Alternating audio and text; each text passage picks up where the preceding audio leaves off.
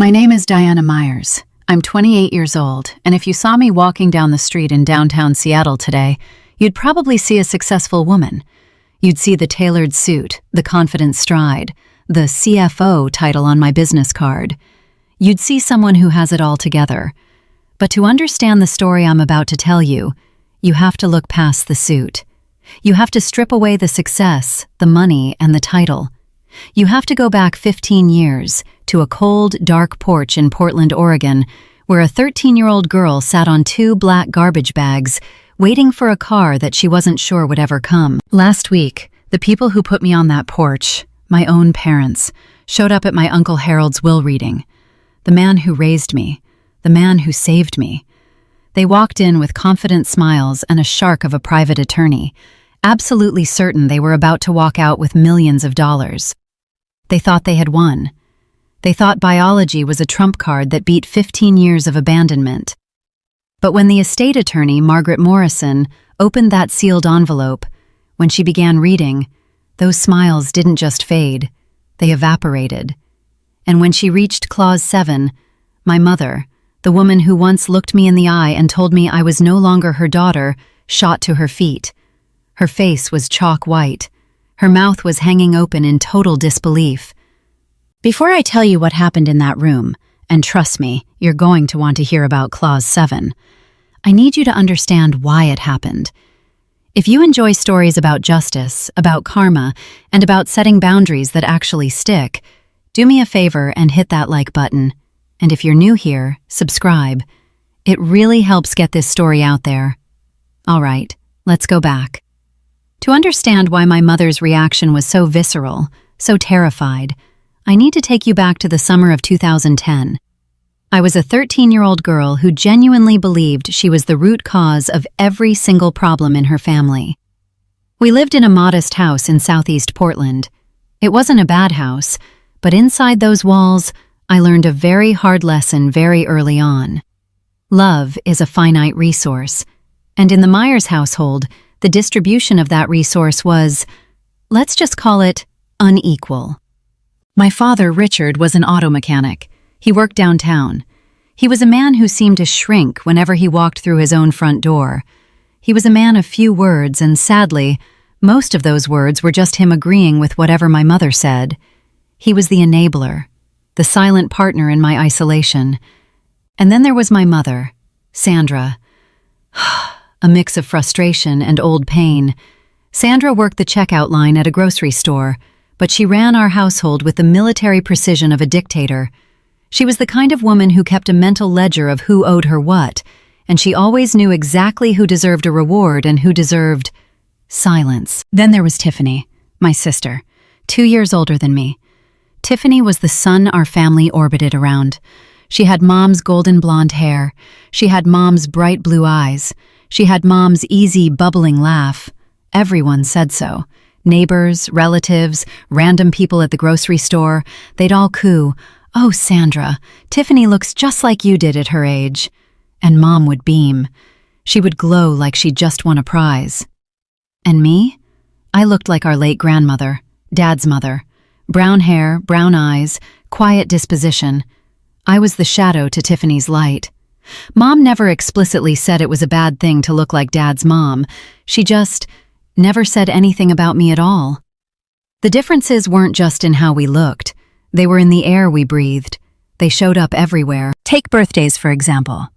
For Tiffany's 15th birthday, Mom threw a bash. 15 guests, a 3-tier custom cake from that expensive bakery on Hawthorne Boulevard, and a karaoke machine rental that must have cost a fortune. It was a celebration. It was an event. 3 months later, for my 13th birthday, it was the 4 of us, just us, sitting around the kitchen table under the buzzing fluorescent light. The cake was a markdown from the grocery store where Mom worked. It was a vanilla sheet cake with orange frosting, clearly a leftover from someone else's canceled Halloween order or something. The frosting just said, "Happy birthday." No name. No Diana. Just a generic greeting that could have been for anyone. I remember staring at that cake, feeling a lump in my throat so big I couldn't swallow. But I didn't say anything. I never said anything. I didn't fully realize the extent of the betrayal until I was 12. That was the day I found a bank statement on the counter. It was a college savings account for Tiffany, opened when she was 5 years old. 8 years of monthly deposits, thousands of dollars, growing with interest. I remember feeling a spark of hope. Maybe there was one for me too? Maybe I just hadn't seen it? So I asked Mom. I asked her why I didn't have a statement like Tiffany's. She looked at me, genuinely confused, and said, "Well, Tiffany needs money for college, Diana. She's going to need the help. You're smart. You're scrappy. You'll figure something out. You're good at adapting." You're good at adapting. That was the code. That was the first time I understood my role. I was the spare child. I was the insurance policy. I was kept around, fed, and clothed, but I wasn't wanted. I wasn't an investment. I was an expense. But the summer of 2010, that was the breaking point. That was the summer everything changed. In April of that year, I had applied for the Oregon STEM Summer Academy at Oregon State University. I was a nerd, okay? I loved math. I loved science. It made sense to me in a way my family never did. Numbers don't lie. Numbers don't play favorites. This program was prestigious. It was a 6-week residential program for students who showed exceptional promise.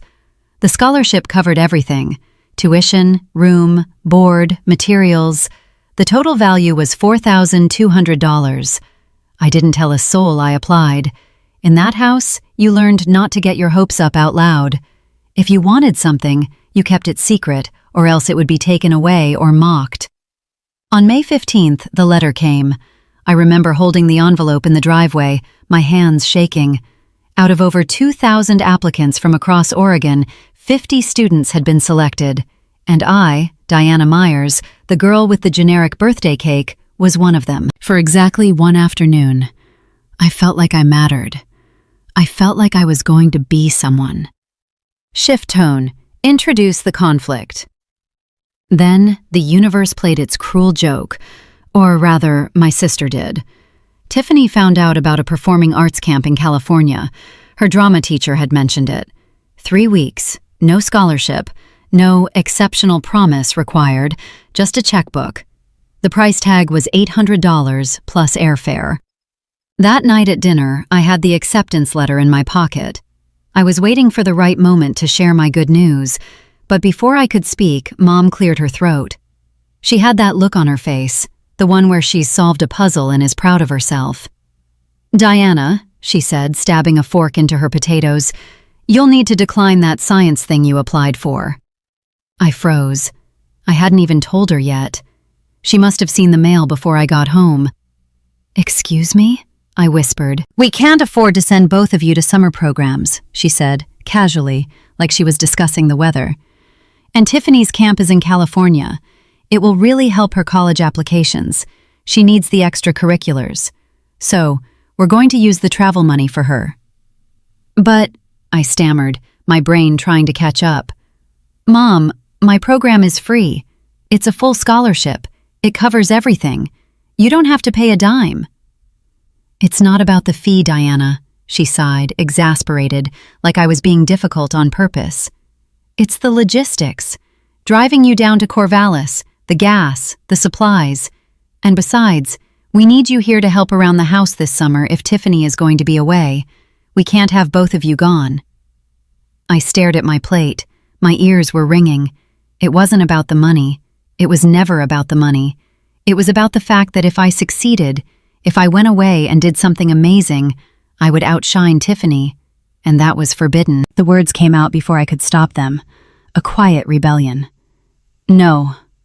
The whole table went silent. My father stopped chewing. Tiffany's eyes went wide. "Excuse me?" Mom's voice dropped into that dangerous low register. I looked up. I was shaking, terrified, but something inside me had snapped. "This scholarship isn't your money to redirect," I said. My voice was trembling, but it was clear. "I earned this. I took the tests. I wrote the essays. It's mine. I'm going." Mom looked at me like I had transformed into a stranger right before her eyes.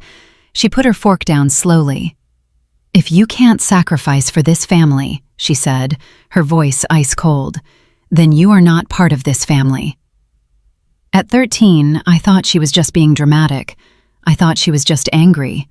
I didn't realize she meant it literally.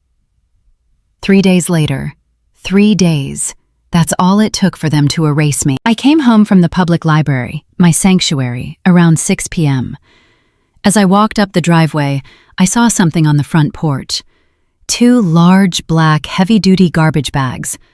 I stopped. My stomach dropped to my knees.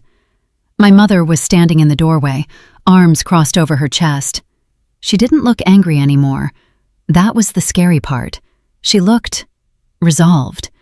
She looked like someone who had just finished scrubbing a difficult stain out of a carpet. "I called Harold," she said. "No greeting, no hello. He'll be here to pick you up. From now on, you're his problem." I stood there on the concrete path. I looked at the bags. I realized with a sick jolt that those bags contained my life, my clothes, my few books, my childhood.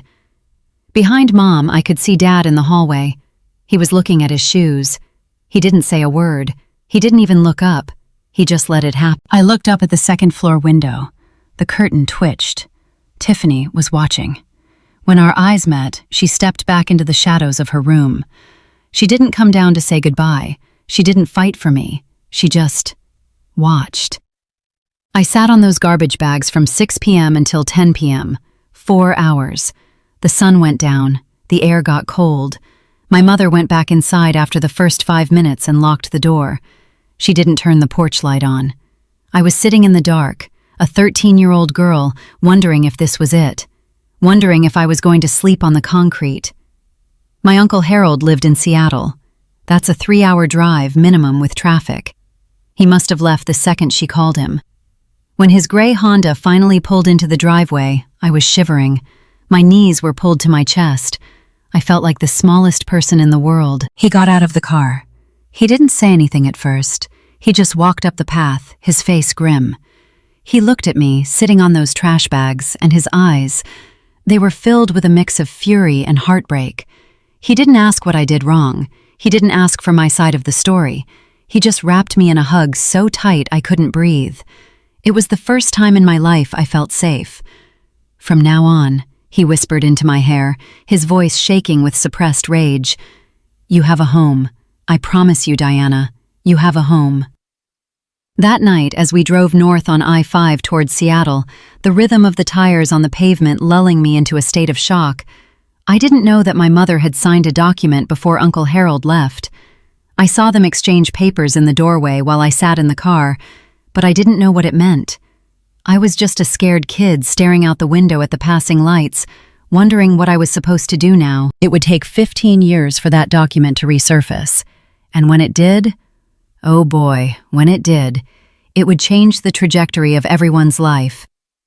More positive, building up the success arc. Uncle Harold's house in Seattle's Ballard neighborhood wasn't a mansion, but to me, it felt like a palace.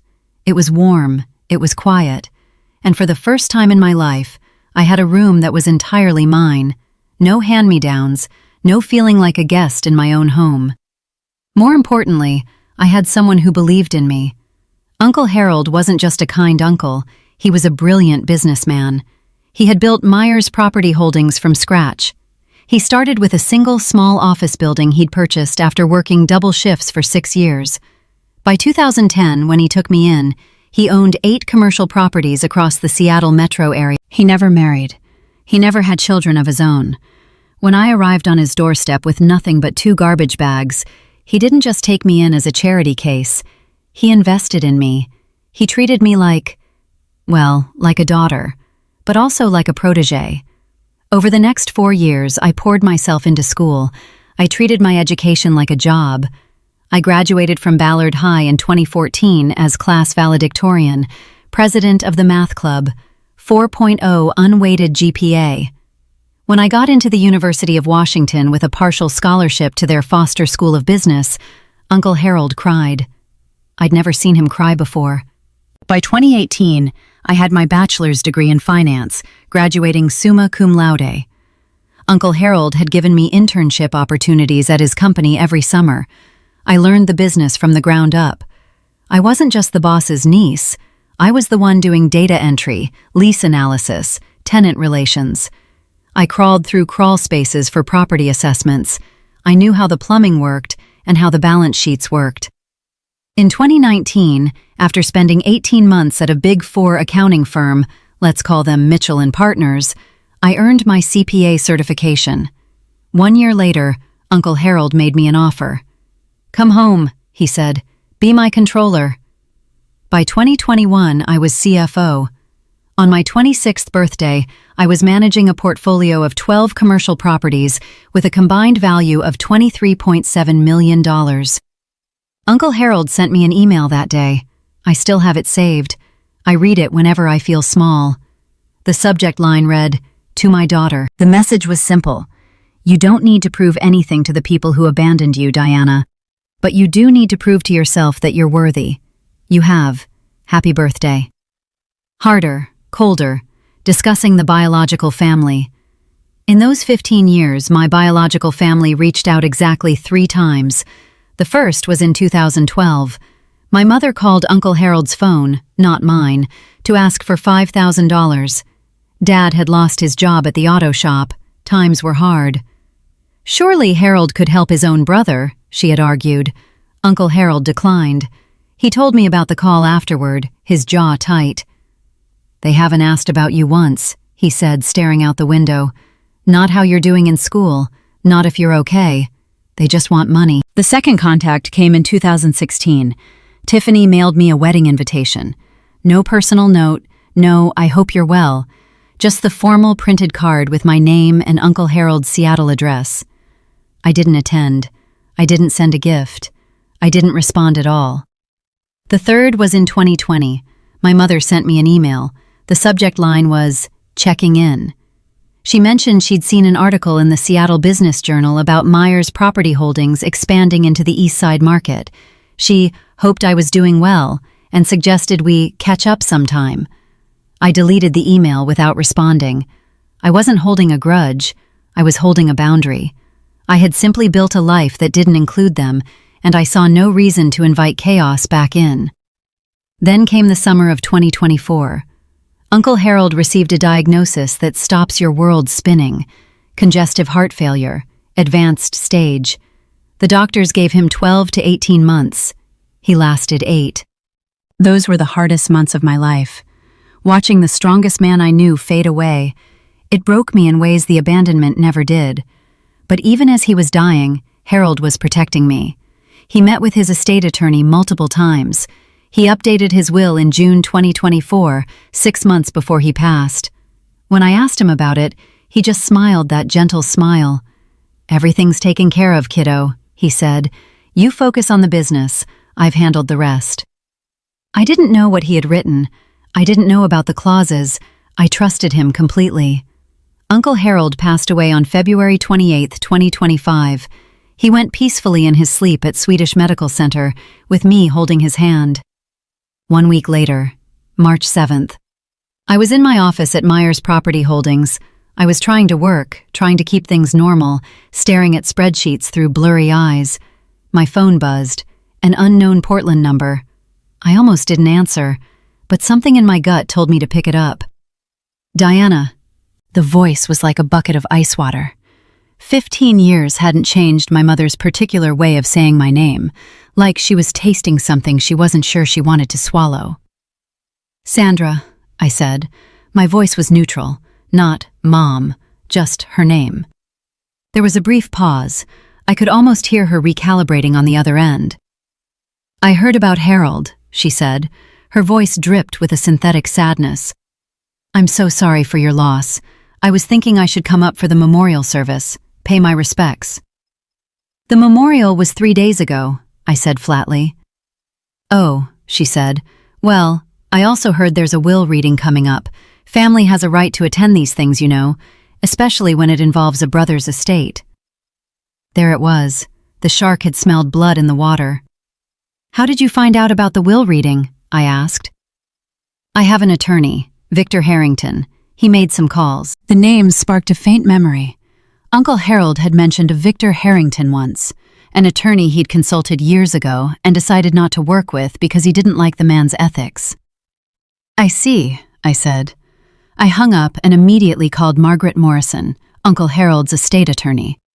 The next morning, Margaret confirmed my worst suspicions. Sandra had hired Victor Harrington to file a claim challenging the will before it was even read. Their grounds? Undue influence. They were alleging that I, the girl they threw away, had isolated Harold from his beloved family during his illness and pressured him to change his estate plan. They were demanding to attend the will reading as immediate family members of the deceased. I stared at the photo of Uncle Harold on my desk. In the picture, he was smiling, almost like he'd known this would happen, almost like he'd planned for it. I went to see Margaret Morrison. Her office was on the 47th floor of the Columbia Center, Seattle's tallest building. Through the floor-to-ceiling windows, you could see all the way to Mount Rainier on a clear day. But March 10th wasn't clear. Rain streaked the glass as Margaret laid out the situation. "Victor Harrington has filed a formal challenge," she said, sliding a document across her polished mahogany desk. "The claim alleges undue influence. They're arguing that you manipulated a sick man. They are demanding 50% of the estate." 50%? I choked out. "They haven't spoken to him in 8 years. "Their legal theory," Margaret continued calmly, "is that as Harold's only surviving sibling, Richard should be entitled to inherit under intestacy rules, or at minimum, receive a significant share that reflects the natural bonds of brotherhood." "Natural bonds?" I repeated, feeling the bile rise in my throat. "Richard borrowed $80,000 from Harold in 2002 and never paid back a dime. That's the only bond they had." Margaret nodded. "I'm aware. Harold told me the whole history, but that's not what concerns me about this filing." She pulled out another page. "They don't need to win this case, Diana. If this goes to litigation, the estate could be frozen for 12 to 18 months during discovery and trial. Meanwhile, the properties need management. Tenants need attention. Bills need to be paid. A protracted legal battle could cost hundreds of thousands in legal fees and potentially devalue the entire portfolio. They're betting you'll pay them off just to make them go away." "That's the strategy," Margaret agreed. "It's blackmail with a briefcase." I looked down at the challenge filing. In the section describing our family history, Sandra had written, under penalty of perjury, that I had abandoned my family and exploited Harold's loneliness. The woman who put my life in garbage bags was claiming I abandoned her. "Do you have any documentation about your circumstances in 2010? Margaret asked, her pen hovering over her notepad. "Anything that establishes what actually happened when you went to live with Harold?" I thought back to that night on the porch, the cold, the darkness, the fear. "I was 13, I said quietly. "I didn't exactly keep records. I was just trying to survive." Margaret looked at me for a long moment. Then a small, knowing smile played on her lips. "You didn't," she said, "but Harold did." She reached for her phone, dialed her assistant, and asked for a specific file number from the archives. 20 minutes later, her assistant returned with a yellowed, dusty folder. Margaret opened it carefully, scanning the contents like she was reading a treasure map. Then she looked up at me with an expression I couldn't quite read. "Diana, did you know about this?" She slid a document across the desk. It looked old. The paper was slightly yellowed at the edges. The header read, "Voluntary Relinquishment of Parental Rights and Transfer of Guardianship, dated July 15, 2010. I stared at it. The words swam before my eyes. The document stated, in cold legal terms, that Richard James Myers and Sandra Ellen Myers, being of sound mind, voluntarily relinquished all parental rights and responsibilities for their minor daughter, Diana Marie Myers, and transferred full legal guardianship to Harold Raymond Myers. And there, at the bottom, were 4 signatures: my mother's, my father's, Uncle Harold's, and a notary public from King County. "They didn't just kick you out," Margaret said softly. "They legally gave you up. They signed away their parental rights. As far as the law is concerned, Sandra and Richard Myers stopped being your parents the moment they signed this document." My hands were trembling as I touched the paper.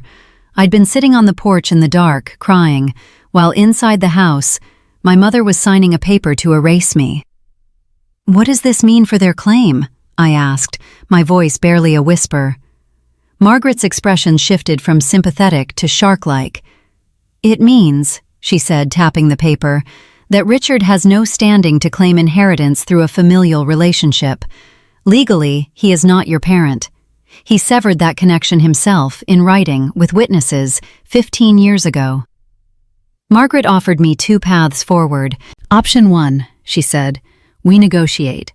I reach out to Harrington, show him this document privately, explain that their legal position is dead on arrival, and offer a small settlement, maybe $10,000, to cover their travel expenses in exchange for them withdrawing the challenge. It's quiet. It's clean." "And option 2? I asked. Margaret leaned back in her chair. "Option 2. We proceed with the will reading as scheduled. They've demanded to attend as family members. We let them. We let them sit there. We let them think they're winning. And then we present the evidence, the guardianship transfer, the full history, everything Harold wanted disclosed." She paused, her eyes searching mine. "Harold anticipated this, Diana. He left specific instructions for how to handle exactly this scenario. He wanted the truth on the record." I went home that night and couldn't sleep. I sat in the living room of the house Uncle Harold had left me, staring at the family photos on the mantel. There were pictures of me at every stage: high school graduation, college commencement, the day I got my CPA license, my first day as CFO. In every photo, Uncle Harold was beaming beside me. There were no photos of Richard or Sandra, not one. I thought about Uncle Harold's words from that email years ago. "You don't owe them anything, but you owe yourself the truth." At 7 a.m. the next morning, I called Margaret. "I want the will reading to proceed," I said. "No settlement, no buyout. If they want to be present for this, let them come. But we aren't hiding anything." "Are you sure?" Margaret asked. "Once this becomes public, it's public. They chose to make this a fight when they filed that challenge." "I'm just respecting their choice," I said. The will reading was scheduled for Friday, March 14th, 2025 at 2 p.m. The next few days were a blur of preparation. My best friend, Elena Torres, she's our HR director and the only person besides Margaret who knew the full story, helped me organize the documentation. 47 emails, Elena said on Wednesday evening, looking up from her laptop. "Harold saved 47 emails he wrote to you over 10 years, documenting his relationship with you and his reasons for estranging himself from Richard." The evidence was overwhelming. In 2002, Richard had borrowed that $80,000. 23 years later, not a single dollar had been returned. That broken promise had fractured their relationship long before I came along. My arrival in 2010 hadn't caused the estrangement, it just solidified it. On Thursday evening, I met with Dr. Lauren Hayes, the therapist I'd been seeing since my early 20s. "Remember why you're doing this," she told me. "You're not seeking revenge, you're closing a chapter. There's a difference." "What if I feel satisfaction when they realize they've lost?" I asked her. Dr. Hayes smiled gently. "That's called justice, Diana. Feeling validated when the truth comes out isn't the same as cruelty. The question is what you do afterward." Friday came, the day of the reckoning. The Morrison and Associates conference room was impressive. Floor-to-ceiling windows, a long mahogany table. It was a room designed to intimidate. I arrived 15 minutes early. I wore my navy blue tailored suit. My hair was pulled back in a simple bun. I looked like the CFO of a multi-million-dollar company. I sat at the center of the table, directly across from where Margaret would be reading. Through the glass wall, I saw the elevator doors open, and there they were. My mother stepped out first. Even from across the floor, I could see she had dressed for the occasion. Black dress, pearl necklace, full makeup. She looked like the grieving sister-in-law from a movie. Behind her came my father, looking uncomfortable in a suit that didn't fit. Then my sister Tiffany.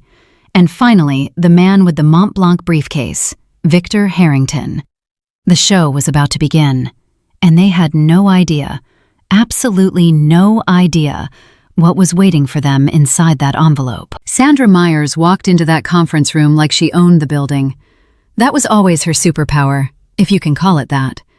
the ability to project absolute confidence in a space she had no right to occupy. She wore a black dress that I could tell was brand new, probably bought specifically for this performance. Her pearl necklace caught the harsh overhead lights. She scanned the room, her eyes sweeping over the mahogany table, the leather chairs, the floor-to-ceiling view of the rainy Seattle skyline. And then, her eyes landed on me. I was sitting center stage. She expected me to be shrinking in a corner, maybe looking guilty or afraid. Instead, I was sitting where the CEO sits. "Ah," she said. Her voice carried across the room, loud enough for everyone to hear. "You're here already." She paused, waiting for me to stand up, to greet her, to acknowledge her dominance. I didn't move. I didn't smile. "Sandra," I said, just the one word. A flicker of annoyance crossed her face. She hated being called by her first name by her children. It stripped away the title of mother that she wore like a shield. She recovered quickly, though. She walked toward me, her heels clicking sharply on the hardwood floor. "I was hoping we could speak privately before this starts, Diana. Family matters should be handled by family, not..." She waved a hand dismissively at the lawyers and the charity representatives seated around the room. "Not in front of an audience." I looked at my watch. It was 1:58 p.m. "The proceedings begin in 2 minutes," I said, keeping my voice level. "I'm sure whatever you have to say can wait." Margaret Morrison, the estate attorney, rose from her seat at the head of the table. Margaret is a woman in her 60s with steel-gray hair and a presence that can freeze water. "Mrs. Myers, Mr. Myers," Margaret said, nodding to my parents. "Ms. Myers," she nodded to Tiffany. "Mr. Harrington." She gestured to a row of chairs arranged against the side wall, away from the main conference table. "There are seats arranged for attending parties along the wall. The main table is reserved for beneficiaries, estate representatives, and witnesses." A moment of satisfaction. You should have seen Sandra's face. Her jaw tightened so hard I thought her teeth might crack. She had expected a seat at the table, literally. She expected to be in the center of the negotiation. Instead, she was being directed to the margins. She was being told, politely but firmly, that she was a spectator, not a player. Sandra didn't take her seat quietly, of course. She detoured past the representatives from Seattle Children's Hospital, a woman named Dr. Patricia Wells, and paused to introduce herself. "I'm Sandra Myers," she said, loud enough for the back of the room to hear. She put on a mask of practiced sorrow. "Harold's sister-in-law. We were quite close, you know, before the estrangement." She glanced meaningfully in my direction. Dr. Wells, who knew exactly who Sandra was because Uncle Harold had told her everything, just nodded politely. "Ma'am?" Sandra continued, undeterred. "It's so tragic how some people come into a family and create division. Harold was such a generous man, so trusting. Perhaps too trusting."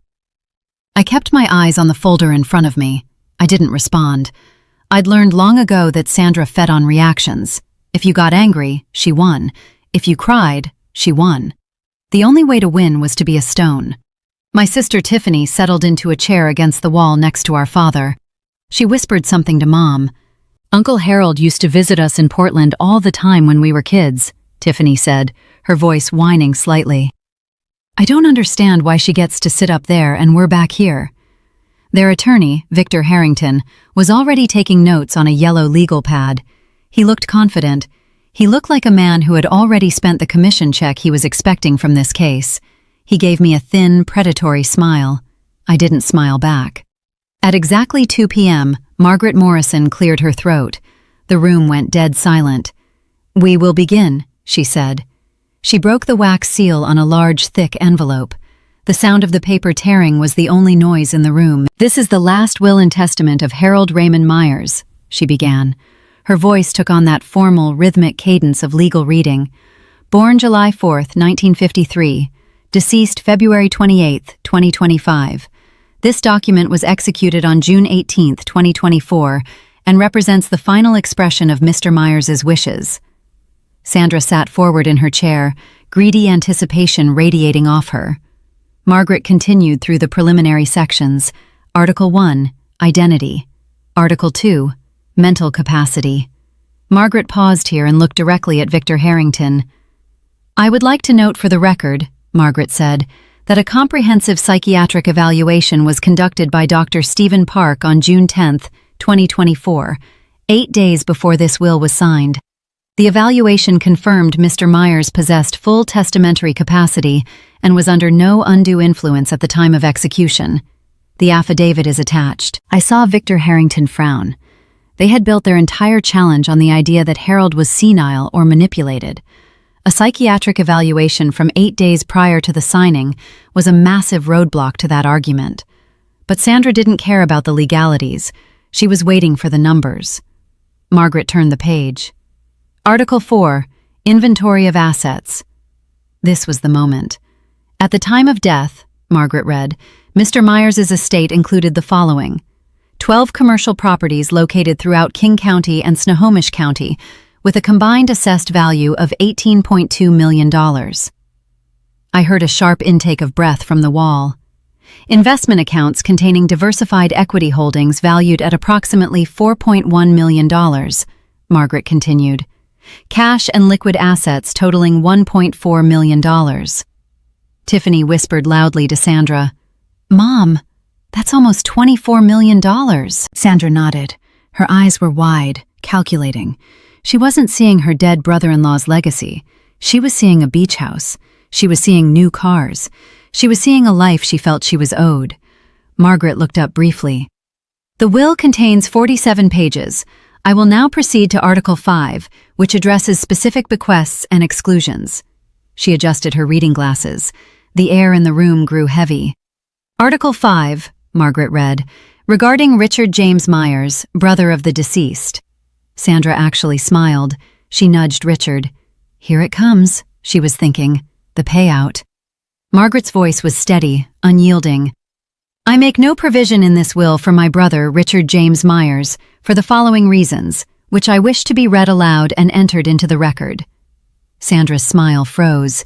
It didn't disappear, it just stuck there, like a glitch in a video. Margaret continued reading Harold's words. First, in March of 2002, Richard borrowed $80,000 from me with a written promise to repay the full amount within 5 years. 23 years have passed. Not $1 has been returned. I have retained the original promissory note as documentation. Richard's face went pale. He slumped in his chair. He hadn't expected Harold to bring up the loan from 2 decades ago. He thought time had erased the debt. Second, Margaret read, and her voice grew harder. On July 15, 2010, Richard and his wife Sandra voluntarily executed a legal document relinquishing all parental rights to their daughter, Diana Marie Myers, and transferring full guardianship to me. Sandra shot to her feet. What does that have to do with anything? She shouted. Margaret paused. She looked at Sandra over the rim of her glasses. She didn't look angry. She looked bored. Mrs. Myers, please sit down. No! Sandra pointed a shaking finger at the table. That was a temporary arrangement. We were struggling. That doesn't mean we aren't family. Margaret continued reading, talking right over Sandra's outburst. The significance of this document is as follows. By legally terminating their parental relationship with Diana, Richard and Sandra severed any claim they might have had to inherit from me through her. Diana is my legal heir. Richard is not her legal father. Therefore, Richard has no familial relationship with my designated heir and no standing to challenge this will on grounds of family connection. Richard stood up now, too. This is ridiculous. I'm Harold's brother, his blood brother. Victor Harrington grabbed Richard's arm, trying to pull him back down. But even the attorney looked rattled. His face had gone a shade of gray that matched his suit. Margaret reached into her file. She produced a document. It was the certified copy of the relinquishment of rights. For the record, Margaret said, placing it on the table with a heavy thud, the original voluntary relinquishment of parental rights is on file with King County Family Court, file number 2010 GH 5847. I have a certified copy here, which any party may examine. Sandra stared at the document like it was a live grenade. This is insane, she hissed. Her voice was rising, becoming shrill. That paper doesn't mean anything now. We're still her family. We're here, aren't we?" She turned her eyes on me. The hatred in them was pure and unfiltered. "She did this," Sandra spat, pointing at me. "She manipulated him. She poisoned him against his own flesh and blood. Look at her, sitting there like a queen." The room was absolutely silent. The charity representatives looked uncomfortable. Dr. Wells was staring at Sandra with open disgust. Tiffany tugged at Sandra's sleeve. "Mom, sit down. People are watching." "I don't care who's watching," Sandra screamed. "I want to know how this happened. Harold loved Richard. They were brothers." Finally, I spoke. I didn't yell. I didn't stand up. I just leaned forward toward the microphone in the center of the table.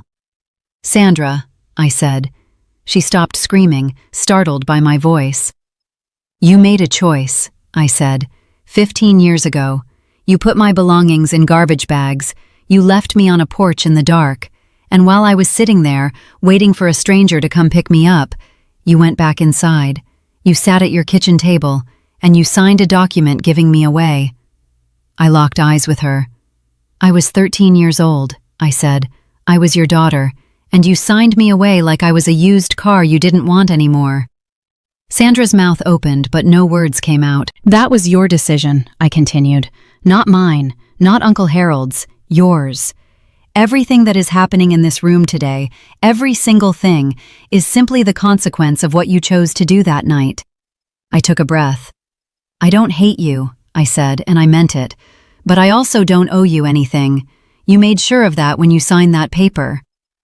Victor Harrington was writing furiously on his legal pad, but I could tell he was panicking. He hadn't known about the relinquishment document. Sandra hadn't told him. Clients always lie to their lawyers, and it always bites them in the end. Margaret cleared her throat. "If we may continue? I haven't yet read Clause 7. Sandra sank back into her chair. She looked deflated, but she still had a glimmer of hope in her eyes.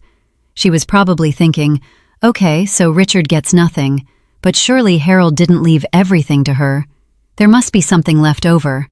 Margaret turned to page 12 of the will. She paused. She looked at me, gave a barely perceptible nod, and then read the words that would change everything. Article 7, Designation of Sole Beneficiary. The room held its breath.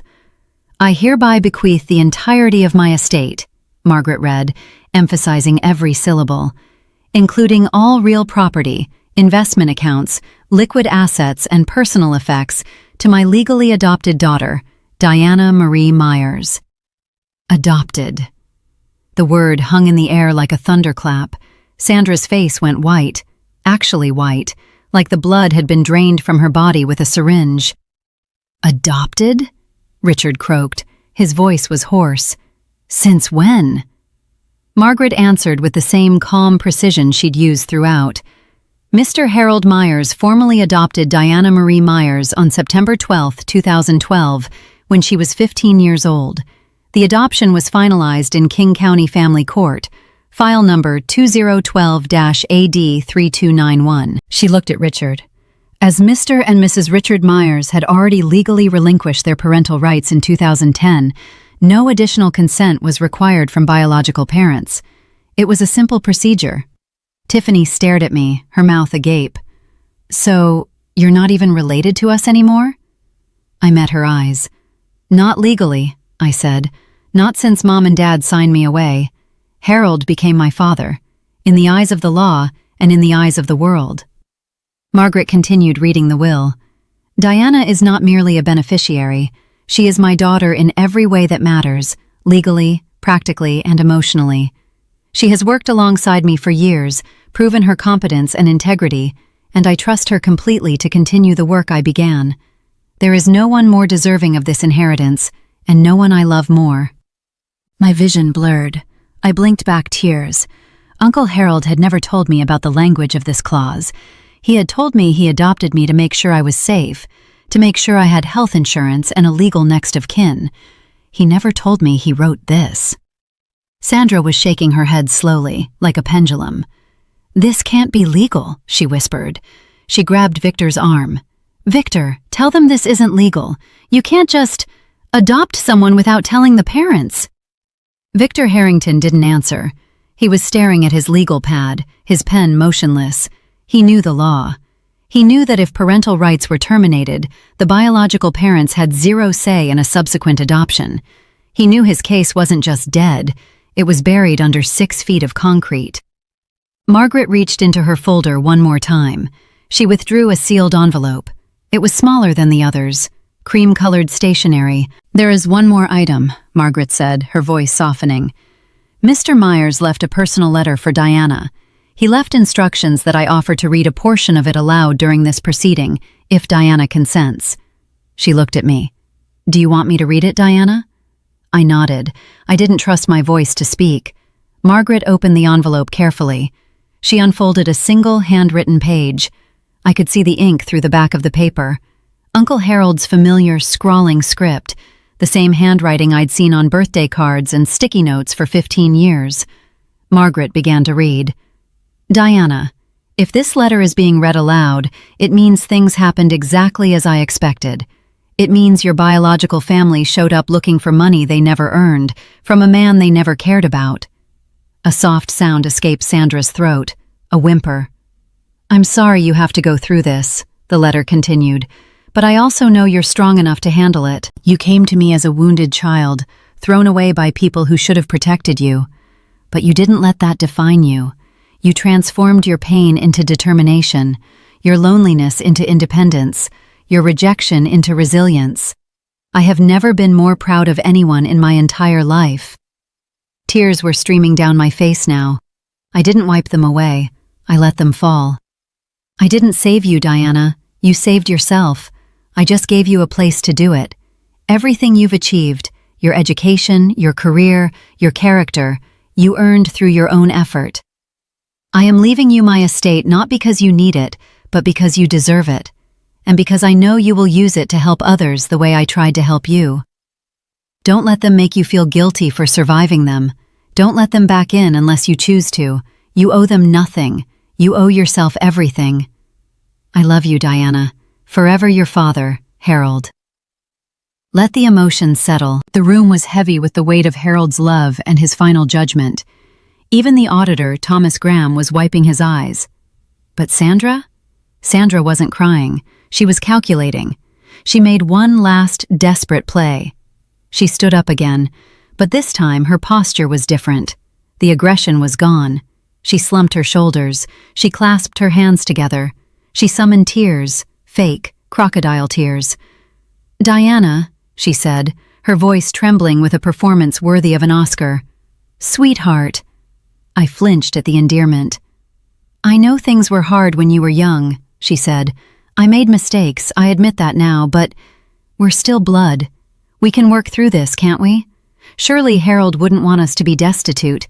Can't we at least talk about dividing the estate? Fairly?" "Fairly?" I repeated. I wiped my eyes and looked at her. "You gave up the right to call me sweetheart 15 years ago," I said. "And as for fairness? Fairness is exactly what is happening in this room right now." Sandra's mask slipped. The sweetheart routine vanished. "I want to contest this will," she announced to the room, turning to Victor. "Victor, tell them we have grounds. Undue influence. Harold was sick. She isolated him." Victor Harrington finally spoke. He sounded like a man reading his own obituary. "Mrs. Myers," he said, "perhaps we should discuss our options, privately." "No!" Sandra yelled. "Tell them we're going to fight this." Margaret interrupted them. She turned her iPad around to face the room. On the screen was an email thread. "Mr. Harrington," Margaret said sharply, "perhaps you'd like to explain this to your clients before you threaten litigation." The room went quiet. Margaret read aloud from the screen. "This is an email dated March 3, 2022, from Harold Myers to Victor Harrington. Subject line, terminating services." She looked at Victor. He was sweating now, visibly sweating. In the email, Margaret read, "Mr. Myers writes, Victor, I am ending our professional relationship effective immediately. Your advice that I include Richard in my estate plan, despite his years of financial exploitation and his treatment of Diana, is ethically unacceptable to me. I will be engaging new counsel." Margaret put the iPad down. "You previously represented Harold Myers," she said to Victor. You were terminated because you advocated for Richard's interests over Harold's wishes. And now, you have accepted a case against Harold's estate, representing the very people he explicitly wanted to exclude, without disclosing that conflict of interest? Victor's face had gone the color of old concrete. Sandra turned to stare at him. "You told me we would win," she whispered. "You told me you knew how to handle this." Victor had no answer. "That is a violation of the rules of professional conduct," Margaret said, "and I will be filing a formal complaint with the Bar Association on Monday morning." Victor Harrington stood up abruptly. He gathered his Mont Blanc briefcase with shaking hands. Papers spilled out, but he didn't stop to pick them up. "I need to review these documents," he muttered. We should discuss this later." "Discuss what?" Sandra shrieked. "You're leaving? Right now? In the middle of this?" Victor didn't answer. He was already moving toward the door, walking with the stiff gait of a man who knew his career might be imploding. "Victor!" Sandra called after him. "Victor!" The conference room door closed behind him with a soft click. Sandra stood there, frozen, abandoned by her own attorney, humiliated in front of the audience she had tried to dismiss. Richard hadn't said a word in minutes. He sat slumped in his chair, staring at the floor. He had spent his whole life following Sandra's lead, and now she had led them both off a cliff. Tiffany was crying quietly. I couldn't tell if she was upset about the money or the public humiliation, or if maybe, just maybe, she was finally realizing the magnitude of what they had done to me. Sandra turned back to me one more time. The mask was completely gone now. Underneath it was just desperation, naked, ugly desperation. "Diana," her voice broke, "we can still... we're still a family, aren't we? Blood is blood. You could still..." I stood up from the table. I gathered my folder. "Sandra," I said, "you stopped being my family on July 15th, 2010. You signed the document yourself. I didn't make that choice. You did." I looked at her steadily. "I don't hate you. I actually feel sorry for you, but you have no claim on me. Not legally, not emotionally, not in any way that matters." I turned to Margaret. "Can we continue with the remaining articles? I believe there are some charitable bequests to cover." Margaret nodded. A small smile touched her lips. "Certainly, Ms. Myers." Sandra sat down heavily. She didn't speak again for the rest of the reading. She just sat there, shrinking into herself, as we listed off the hundreds of thousands of dollars Harold had left to charity, money that could have been hers if she had just been a decent human being. Margaret formally concluded the reading at 3:47 p.m. "The will has been read in its entirety," she announced. "All legal requirements have been satisfied. Ms. Myers, you may contact our office next week to begin the asset transfer process. The estate should be fully settled within 14 business days." People began to rise. Conversations murmured to life around the room. The air felt lighter, cleaner, like the atmosphere after a thunderstorm. Sandra stood up slowly. She looked like she had aged 10 years in 2 hours. Her shoulders were hunched. Her expensive dress looked wrinkled. The arrogance was gone, replaced by a hollow, stunned silence. Richard was already shuffling toward the door, not looking at anyone. He looked like a ghost. Tiffany gathered her purse and followed her father without a word, her head down. But Sandra, she lingered. She stopped at the door and turned back to look at me one final time. Her makeup had smeared slightly around her eyes. The confident woman who had entered this room expecting millions now looked diminished, smaller. She opened her mouth as if to say something. I saw her lips form what might have been the beginning of "I'm sorry," or maybe "please." But then she closed her mouth, turned away, and walked out. I watched her go. This woman who had thrown me away like damaged goods, who had signed papers to make it legal, who had shown up 15 years later expecting to profit from her cruelty. I waited for the rush of victory. I waited for the thrill of revenge. But do you know what I felt? A strange emptiness. Not a bad emptiness, but the kind that comes when you finally put down a heavy weight you've been carrying for too long. It wasn't joy. It was peace. Dr. Wells from Seattle Children's Hospital approached me as the room cleared. "Harold talked about you every time we met," she said, shaking my hand warmly. "He told me once that taking you in was the best decision he ever made. I can see why." She pressed a business card into my palm.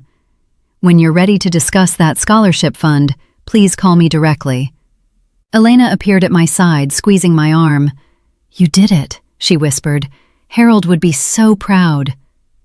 I looked at the photo of Uncle Harold I'd brought with me. I hoped she was right. 1 week after the will reading, Margaret Morrison kept her promise. She filed a formal complaint with the Washington State Bar Association against Victor Harrington. I didn't ask her to do it. I didn't have to.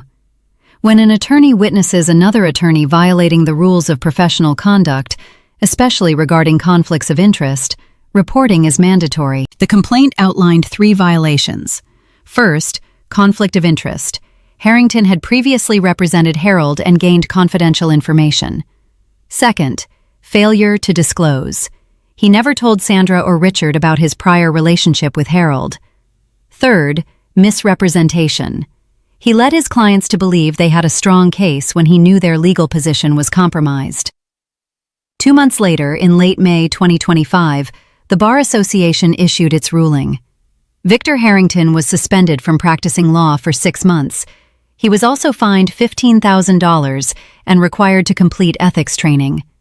Within weeks of the suspension hitting the legal journals, I heard through the grapevine that 3 of Harrington's largest corporate clients had quietly transferred their business to other firms.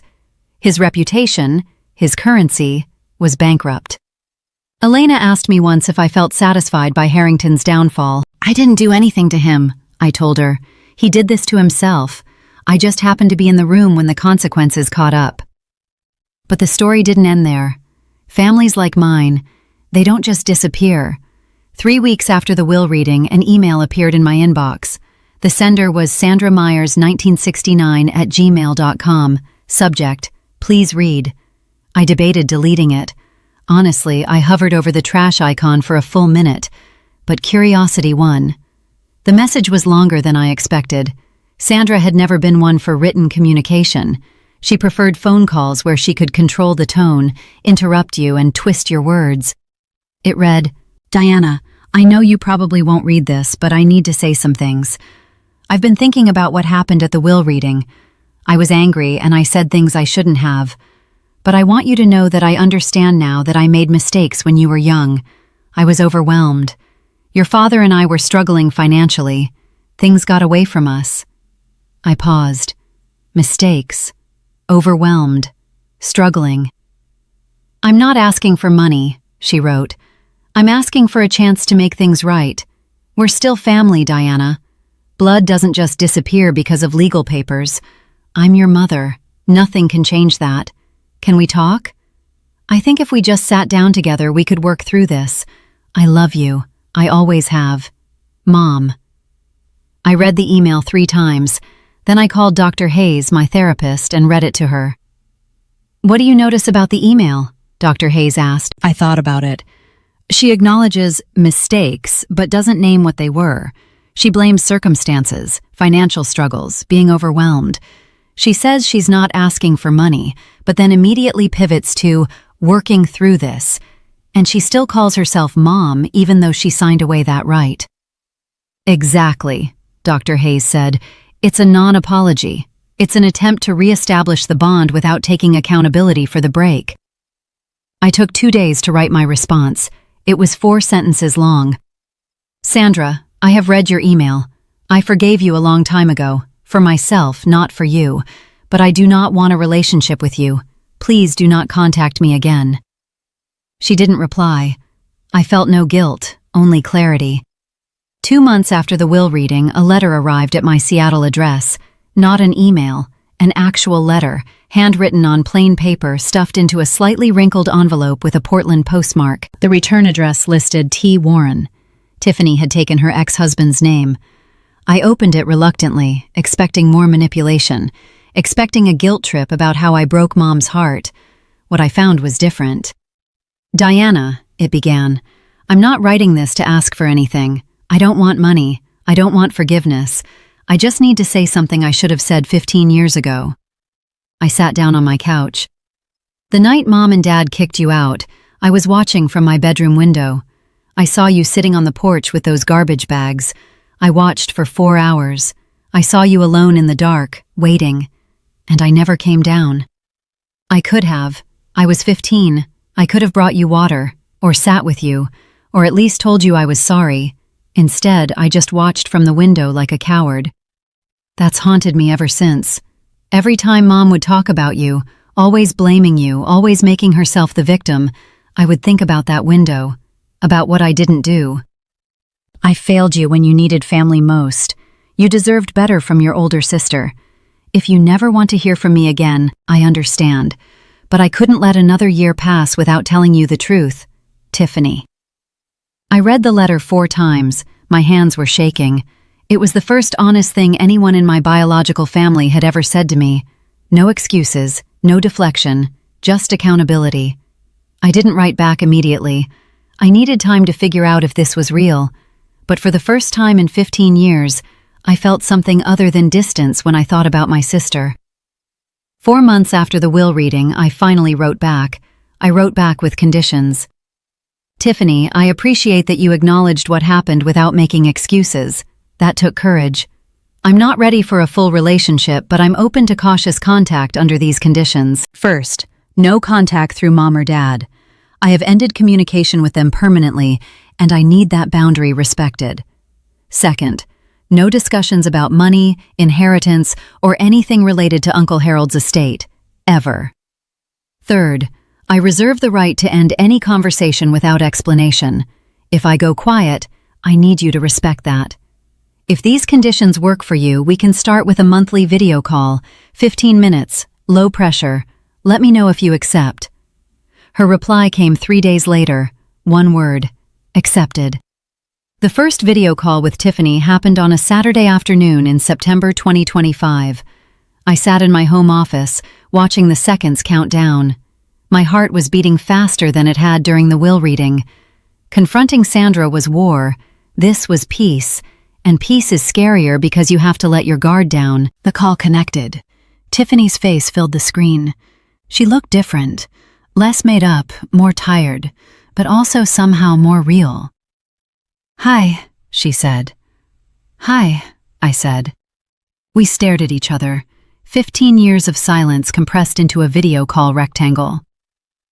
"I wasn't sure you'd actually answer," she admitted. "I almost didn't," I said. That broke the tension. Tiffany laughed, a nervous, relieved sound, and I found myself almost smiling. We kept it light. She told me about her job training to be a nail technician. She mentioned her kids, Jaden and Lily, without pressuring me to be their aunt. I told her about Seattle weather. At 14 minutes, I said we should wrap up. "Diana?" Tiffany stopped me before I could click end. "Yeah?" "Thank you for giving me a chance. I know you didn't have to." "This is step 1, I said. "We'll see where it goes." "Step 1 is more than I expected," she said.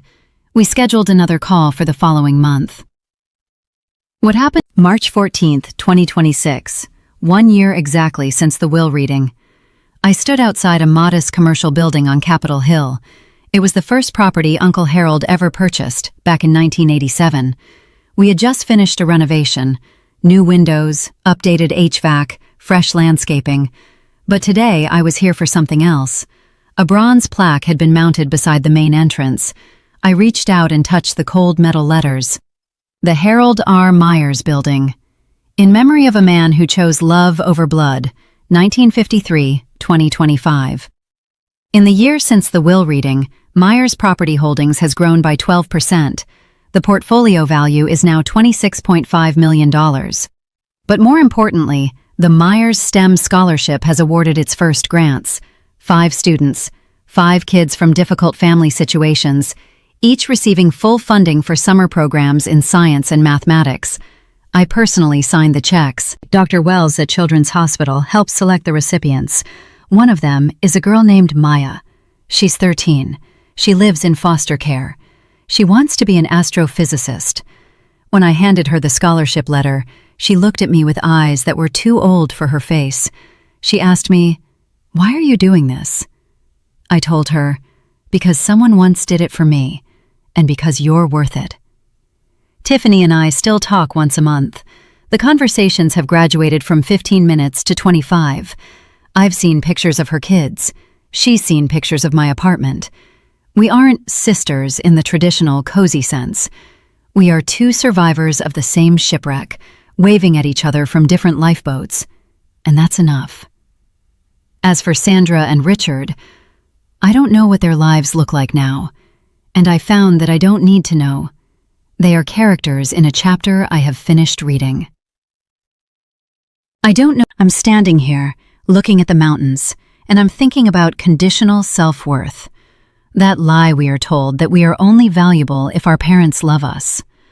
I spent the first 13 years of my life trapped in that lie. My mother's indifference felt like proof that I was broken. But what actually saved me wasn't Uncle Harold's money. It was his unconditional acceptance. He saw me for who I was, not who I should have been. Here is what I want you to take from my story. You do not need anyone's permission to know your worth. Not your mother's, not your father's, not society's. You have every right to set boundaries, even with family, even with parents, even with blood. Forgiveness is something you do for yourself, to clear the poison out of your own system. Reconciliation is something you choose to offer, only if the other person has earned it. Those are two different things. No one gets to demand them from you. Your story is yours to write. The pen is in your hand. Don't let anyone else hold it. Thank you for listening. Thank you for letting me share Uncle Harold with you. If this story resonated with you, if you've ever had to find your own worth after someone tried to take it away, please share this video. You never know who needs to hear that they aren't alone. Take care of yourselves, and remember, family is a choice. Choose wisely.